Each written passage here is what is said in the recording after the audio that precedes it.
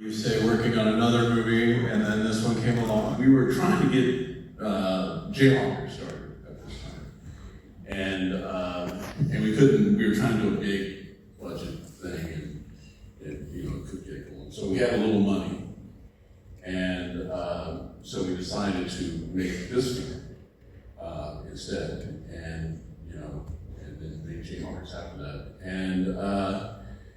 So, we got everybody together, Jeremy was a big part of it, Matt, give this man who shot these two guys here, give them a big hand.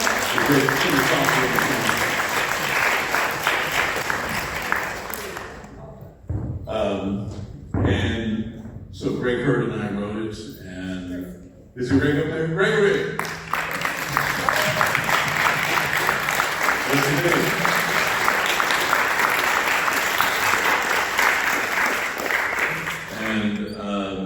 I think a lot of it came out of the post 9/11 reality of things, and we wanted to kind of make a comment about that. Matt and I were teaching that day at KU when 9/11 happened at Oak Father, and one of the things that really hit me that day was, we were all, we stayed in the building all day, and everybody just talked. And then when I left to go home, the gas station on the corner, on 9th Street there, the gas had gone sky high. And it really scared me. It was just like, wow. Because there was a big line out there, and gas had jacked up to $5, some crazy thing, and it was like, this is that thing. This is that thing that happens when something unknown and scary happens, and bad things come out of that. And so that really stayed with me. And then the Monsters on Maple Street, that great Twilight Zone episode was a big influence as well. Rod Serling did everything before anybody else did anything. And so that was a big influence. And so I just felt like, Greg and I got together and we wanted to kind of tell a story about what happens to your rights when people get scared. And you remember that time. It seemed we were joking about how we were so afraid of Cheney and Bush, and it's like those guys are like Jesus now. Give me those guys any day, right? Just Cheney, come on, you have dinner at my house anytime you want.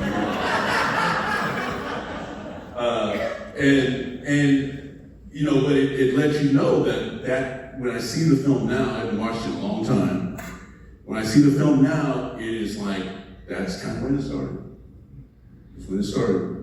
That's when the fear thing started happening. It's when they started selling fear to Americans. And then we just kind of gone downhill from there. I personally had a lot of weird conflicting feelings watching this now, after 9/11, and then after COVID, and after Trump, now currently in the middle of Trump. So it definitely, it felt extra real and pertinent now. I don't think people got it when we first made it. I think they understood what we were talking about. And unfortunately, we always catch up, and so we really need to get the movie out again. Yeah. Because,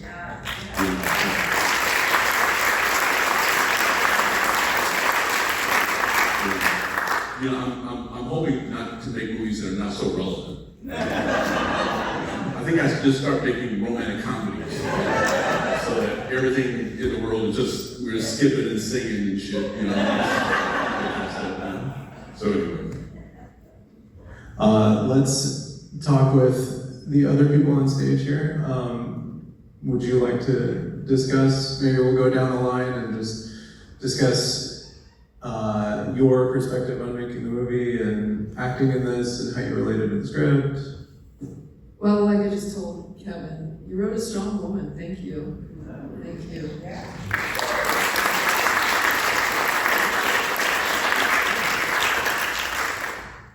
This was an incredible opportunity. I remember I read it, Greg, you know, it was a page turner. I was like, oh my goodness. But it was very ahead of its time. I had, you know, been in New York for 9/11, and so I recognized and felt, and it resonated very much for me. And then it was the first movie I did after I adopted my kids. And so I was like, oh, am I ever going to act again? And boy, did I ever. I mean, these were night shoots. This is when you stay up all night long shooting. So it was very intense, but we had a brilliant one. I mean, a lot of the crew, everybody who was involved in this movie should wave right now. There were a lot of incredible people.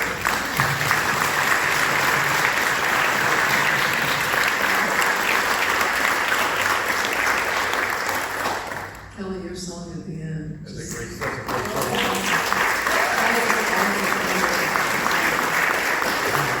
It gives us hope. It gives us hope, that song, because I almost can't, I was crying at the end today. But there was so much humor. I want to say it was also a relief to have all that great humor in it. And so I just had a fantastic time. It was a great, great experience, and it made me the friends of my life, my filmmaking life here. Thanks. I first got connected with Kevin because I made some sort of lo-fi student documentaries about educating undocumented children. And Kevin was very encouraging throughout that process. And then I saw CSA, and that just totally blew my mind. And you know, so I was basically just begging him, you know, hey, if you have a project, let me know. I'd love to work with you. And sure enough, he came back with the script for Bunker Hill, and like Laura says, it was just an incredible script that he and Greg put together. So it was an honor. This was my first acting experience, and on the very first day that I was on the set, you know, you shoot out of sequence, and we were shooting the big getaway scene where I dragged the Packer. And, you know, the first thing, I think it was Matt, says to me, you know how to drive a stick, right? I do know how to drive a stick, but normally I don't. But he's like, well, this one has the stick on the steering wheel. And he's like, well, be careful, it's a vintage 49 Packer antique, registered antique. So I just remember being thrown into the mix, and the first thing I had to really learn is how to master driving a stick on a steering wheel, and in just an incredibly beautiful antique car. But I mean, that was just one of a million different experiences I had, and on that set, thanks to Kevin and the crew. Real quick before Matt talks, I'd just like to say, again, watching this, both of you are so good in it. And it's amazing. It's amazing that it was your first acting experience like this, because you're so good. And that's one of the things that I really love about working with Kevin, is that he takes the time to work with his actors, and he trusts the close-ups. I mean, if you take a look at this film, if you take a look at The Only Good Indian, you take a look at any of our films, he trusts the actors in the close-ups to tell the story. It's not about camera calisthenics, it's not about crane shots or steady cams, it's about acting. And it helps if you've got good actors. But yeah, this was our follow-up to CSA, obviously. And the thing I remember the most about it was Kevin was approached by the university. They said, how can we get another CSA out of you? And he said, well, you've got these scientists that have, you know, these laboratories. We're like that. We need a film laboratory. We need a place where we can make movies. So they gave us the budget to go out and buy a couple of 35mm cameras and a new editing system and lights. And this was the result. This was the first film that we made on 35 as a full feature. And it's funny because even though we had all of this equipment, this was still very low budget. All of those great shots of the Kansas countryside that you saw at the beginning of the titles, Those were our camera tests. That was us testing to make sure that the cameras were actually working. But we figured that we might as well use it, and obviously it worked.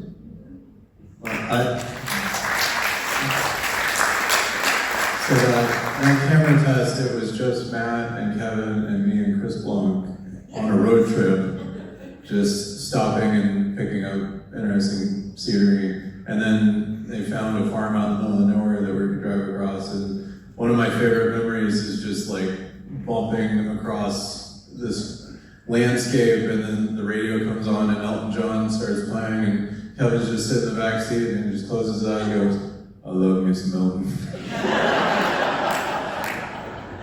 Yeah, or there's the scene where where the truck with all of the wheat pulls in and they dump the wheat, and I'm shooting this close-up, and we had no rehearsals. It was basically just set up the camera and let's roll on this. Has anyone here ever been standing next to a couple 100 pounds of wheat being dumped? There's a lot of dust. And I'm here and I'm like coughing, and I'm trying to hold the camera steady and all of that, and I was coughing up like wheat dust for a week. They said, "Oh yeah, we usually wear respirators." Kevin, would you like to talk about the town that we filmed in, and that really was sort of a character in the film, and the experience of filming there? The Nortonville. We got James and Dan, which was really, really great. James was on NYPD Blue. And then we got Saeed Joffrey, which, Saeed's been around forever. He's really kind of the first Indian American actor that, had big success. And the first one was A Man Who Would Be King with Sean Connery and Michael Caine. That was his big breakthrough film.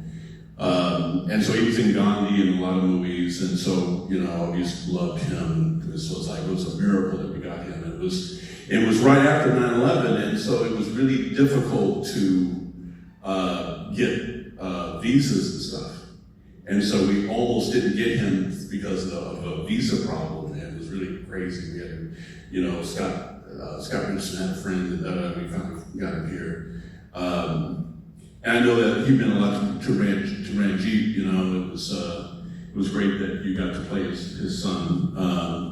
And so that was amazing that we got him. That was like such a miracle that we got him. And Kevin here, who played McLean, and he was, Kevin passed away unfortunately a couple years ago, and so he was a real gem of a guy.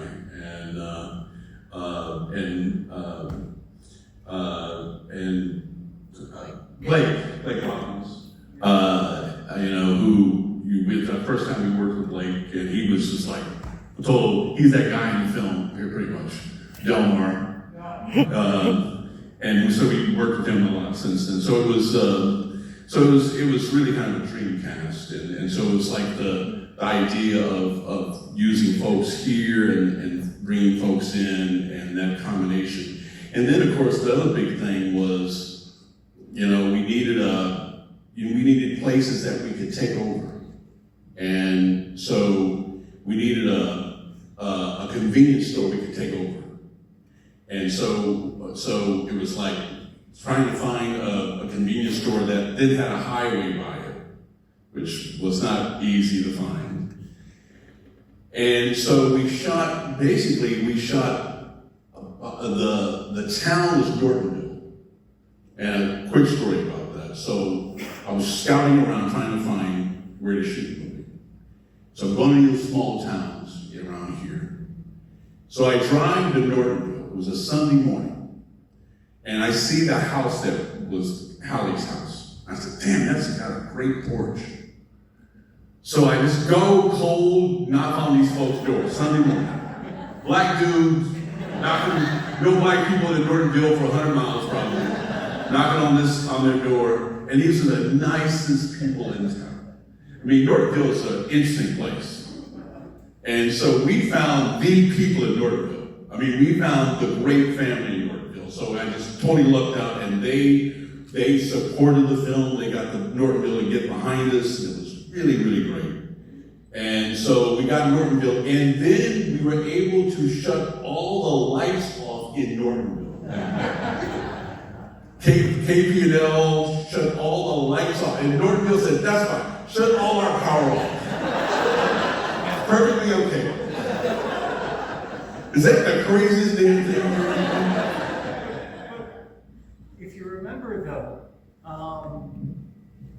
in exchange for allowing us to shut off all their power, they would line up with folding chairs and cooler chests off the camera just to watch these crazy people make a movie. They came to watch us blow up the town. Yep. And so, you know, then to find the convenience store, I wanted to use Big Brutus in the movie. And so I wanted to use that as a symbol of power and, you know, fascism and all kind of crazy stuff. And so we went out to Big Brutus, and we were saying, man, this is gonna be great, you know, I'll put Kevin up here, and it'll be really. And then I asked the guy, I said, how do you get out of town? He said, go down this road and then turn left at the shut down convenience store. Oh, you kidding? You gotta be kidding. So we call the Pony Express was this abandoned convenience store that was right down the road from Big Brutus, and then Ranjit's, you know, your character's home was the horse wrangler's house, and that was, forget where that was. Oklahoma. Sedan. It was near Sedan, and so Stan Hurd did the Prairie Hinge, so that was near Sedan, and so anyway, we jumped to all three of those places, mainly Nortonville, and then the stuff at the convenience store. But it worked out really great, and you know, used a lot of students, a lot. You know, Tony's great Firebirds in the movie. You know, we use everybody's stuff, and so yeah, I mean, it's kind of amazing that we pulled that movie off. I mean, it's a movie that should have been made for like $5 million. We made it for about $300,000. And it has planes, trains, and automobiles. I might open it up to questions from the audience. Anybody?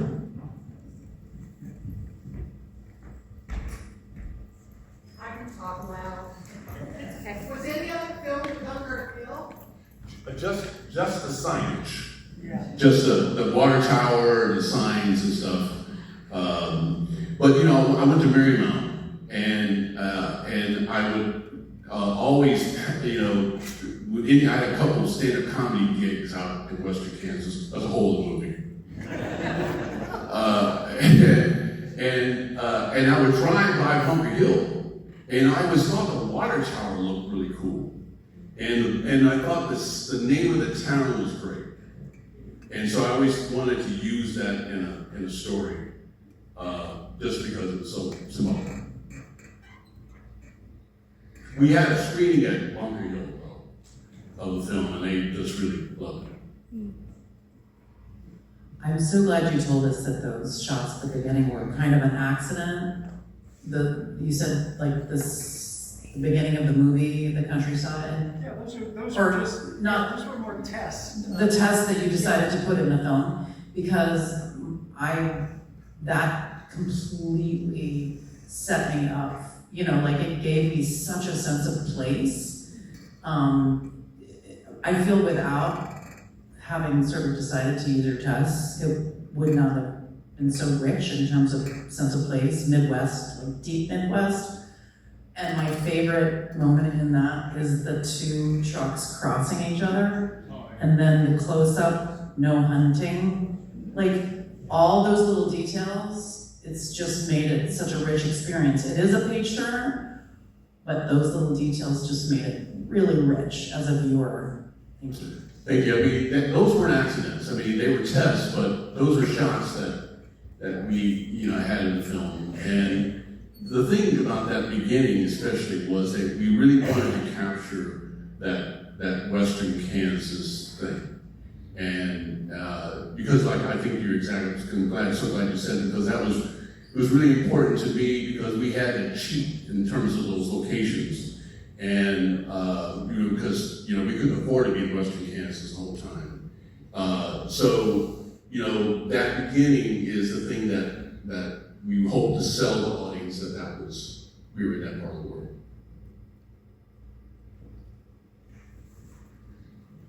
I was wondering, I saw the sheriff's car that said Russell County, is that Nortonville and Sedan? That's Bunker Hill. Okay, so Nortonville and Sedan are not in Russell County? No. Okay, that's what I was wondering.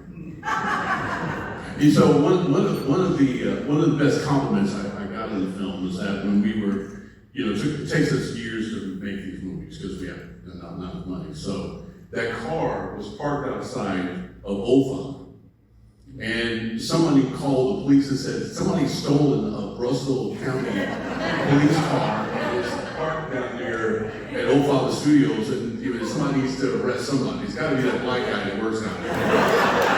So, so that to me was a great, because that was just where I don't know if Sean Blake is here. Sean, there's my man. Sean Blake put the decals on there. You did too good a job, brother.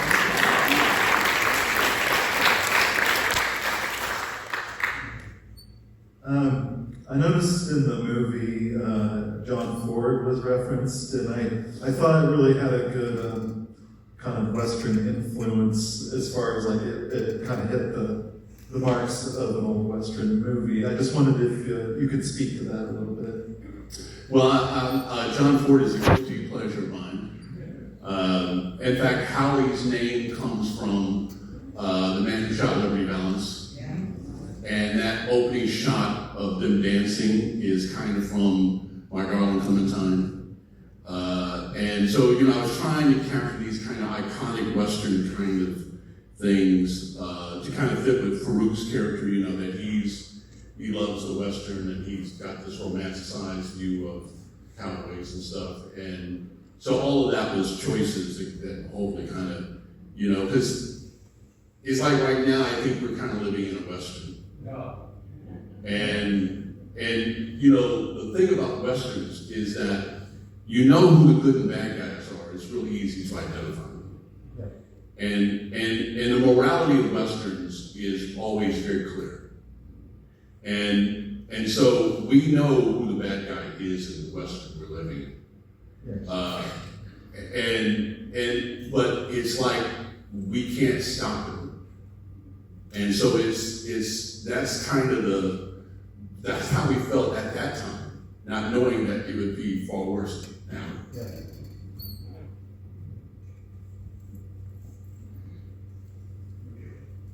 Don't let this man answer the question.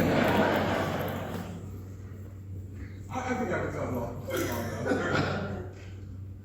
All right, I had the pleasure of working with Kevin on 2 films, on 9th Street and CSI. See something. Yes. And this kind of reminded me of 9th Street. It had the same flavor and the car and the whole thing. So it's a pleasure to work with Kevin.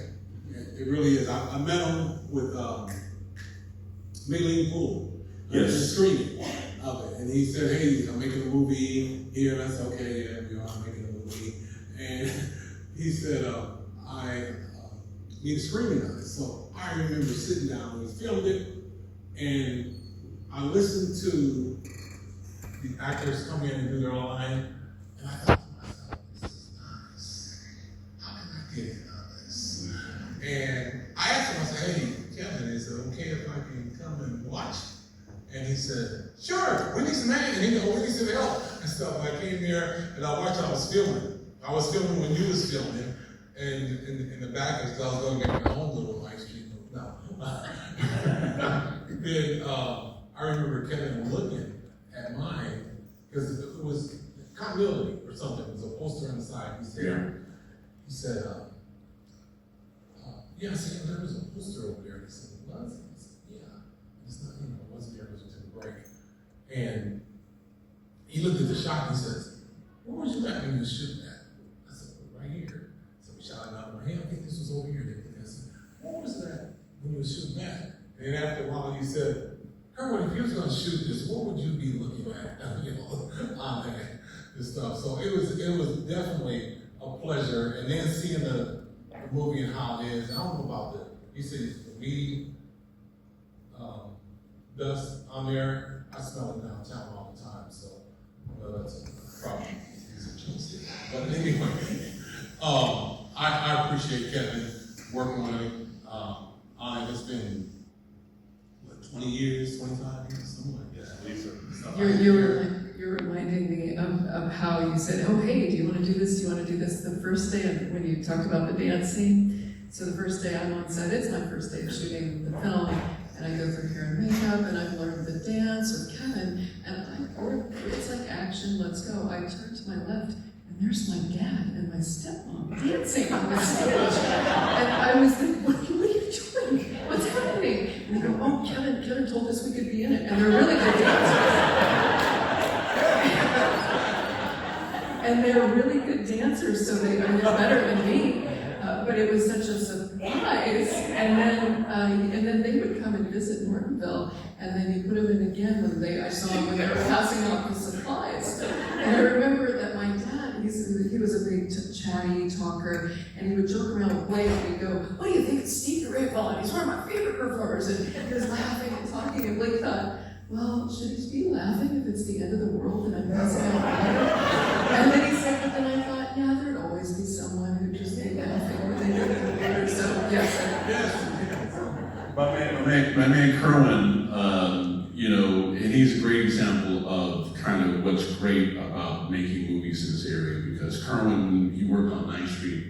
He got his antique cars and he got his all kind of great stuff. And that's the main reason that when we made 9th Street, that's what really told me I should stay in Kansas.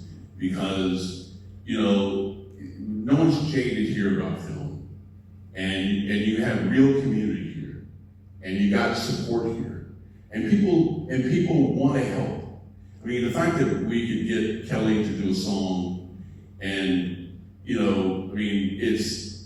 that people like Laura and Ranjit are actors here, and it's a unique place. And I don't know if I've ever told this story, but so how I ended up here was I came back to make 9th Street, and I chose Lawrence because I looked in the Kansas Film Commission directory, and I knew that I was trying to find a place to make the film, and I knew that Lawrence, they shot the day after Lawrence. So I said, there's gotta be somebody there that knows something about movies in Lawrence. And so I called Sam Haskins, who ended up being a woman. And she told me, yes, come on down. So I moved my family here from New York, and my son Liam there,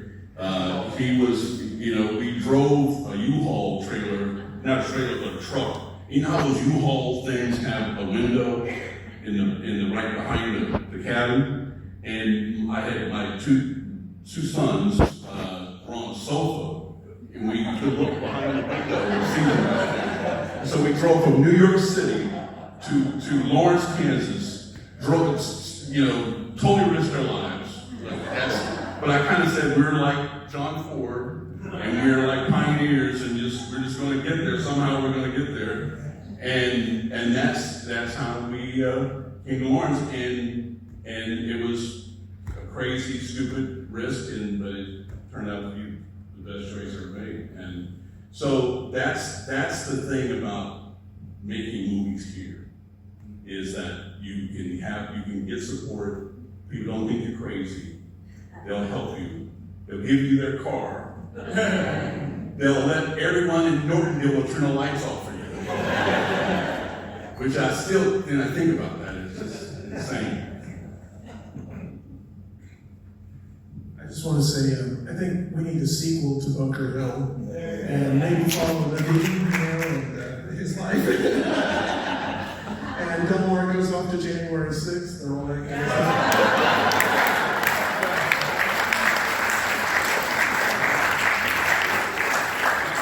And you did notice that Delmar got shot in the ear. And you did notice that. He got shot in the ear. He got shot in the ear. Well, he got shot right in the ear. He got creased in the ear. I ain't gonna say that. I'm not saying that. I'm not saying that. That's what it is. Oh, yeah, and our guy, Scott Allegrucci could not be here, who played Deputy Russ. And Scott is give up his Scott.